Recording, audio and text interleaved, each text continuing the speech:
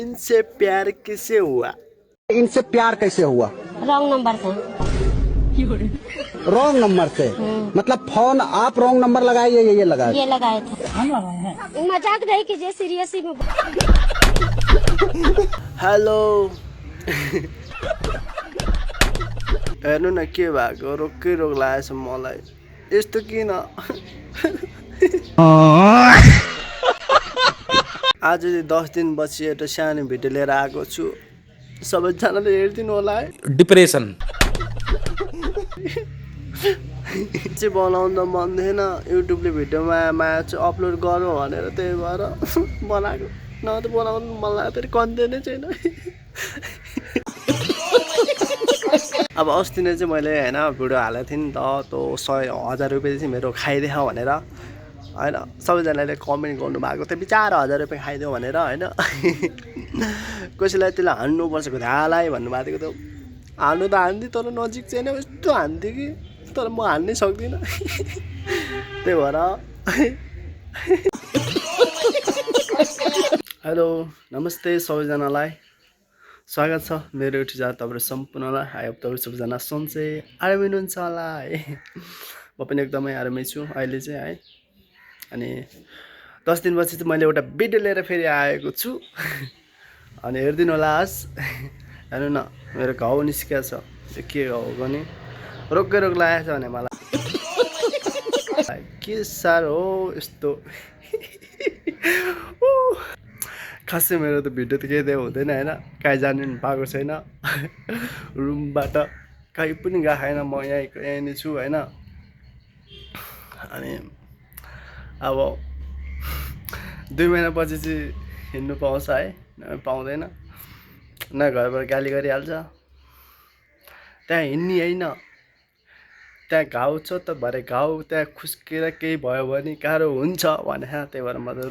रुमै छु अब ठ्याक्कै 1 महिना भयो अझै 1 महिना रुममा बस्नुपर्छ गाह्रो छ मलाई है गाइज मलाई कस्तो हिँड्न मन लागिसक्यो क्या जस्तै के भन्ने यार भन्दै छैन त म बाहिर निस्किन्छु म बाहिर निस्केको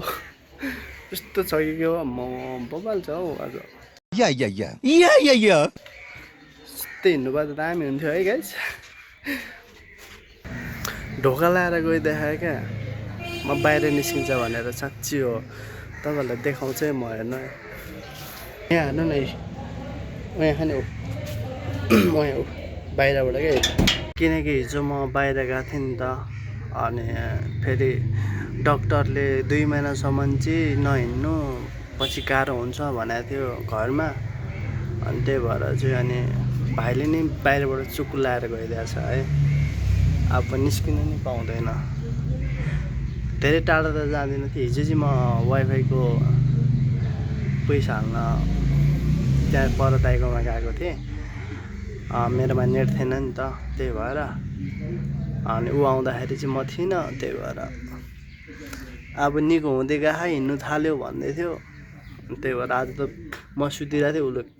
काममा निस्किनु भन्दा चुकुल लाएर गइदिएँ बाहिरबाट बिर्सेर हो कि साँच्ची हो त थाहा छैन ठिक छ अब बाहिर म जाँदैन रुममा बस्छु होइन माथि रुख छ आरू बोराको रुख होइन यहीँ बस्छु भित्र जान्छु वाइफाई छ वाइफाई चलाउँछु भिडियो हेर्छु तपाईँहरूको मुकबाङको ब्लगको सङको सबैको मेरो कामै आज त्यही भएको छ होइन सधैँ त हेर्नु पाउँदैन थिएँ मैले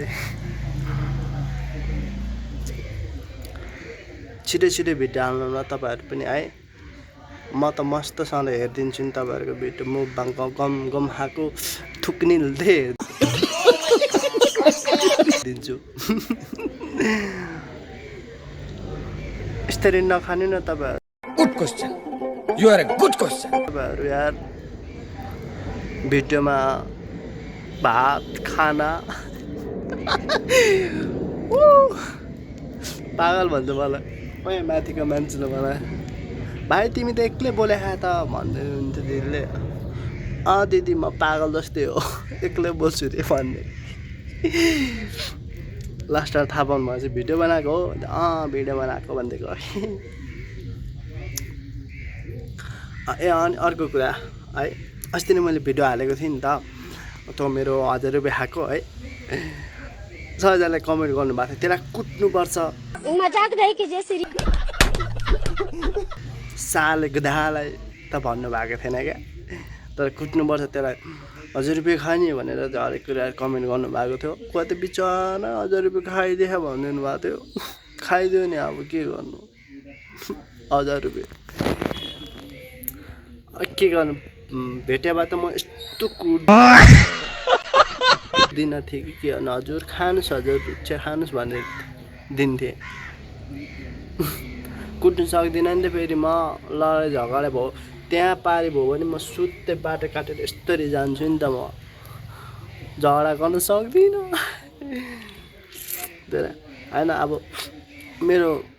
म्यासेज चाहिँ हेरेन क्या त्यो त्यस्तै मान्छेलाई ठग्दै हिँड्ने रहेछ क्या त्यो मान्छेले त्यही भएर यस्तो नि हुन्छ नेपालमा अब रोजगार छैन नि त रोजगार भएको मान्छेको नि त अब त्यति खाँदै जो ज्यान पालिरहेछ ठिक छ अब के भन्नु त होइन नेपालमा अब केही छैन जहिले लडाइँ झगडा कहिले धर्मको विरोध कहिले यस्तो कहिले उस्तो कहिले के को जुलुस होइन नेपाल यस्तै हो त्यही भएर ठिक छ खास के गर्ने खानेलाई सरकारै नामर्दछ आमा लाउने केही गर्नु सक्दैन अनि त्यही भएर अब चोरीहरू अलिकति छ अनलाइन चोरीहरू होइन अब त गर्न सक्दैन अब त डाइरेक्ट चोर्न सक्दैन अब त अनलाइनबाट चाहिँ मान्छेलाई तर ठगेको छ क्या होइन अब उस्तै हामी जस्तै सोझो म जस्तै सोझो भयो भने चाहिँ ठगिन्छ तपाईँहरू जस्तो चलाख भयो भने चाहिँ ठगिनुहुन्न त्यही हो त्यही भन्न चाहन्छु होइन गाइस साथी हो कि कसो तपाईँहरूको सुनाउनु है कमेन्टमा सुनाउनु है सबै कुराहरू हस् ओके यति नै हो आजको मेरो भिडियो होइन 5-6 मिनटको हुन्छ सबैजनाले हेरिदिनु भयो नि मजाक नहीं कीजिए सीरियसली में बोलिए अन्तिमसम्म कमेन्ट गर्नु फुल तपाईँहरूको के छ सबै कुरा कमेन्टमा भन्नु ओके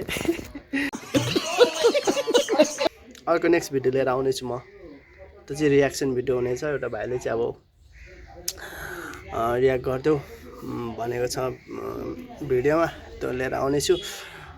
त्यही हो गाइज आजको भिडियो यति नै मेरो बाई बाई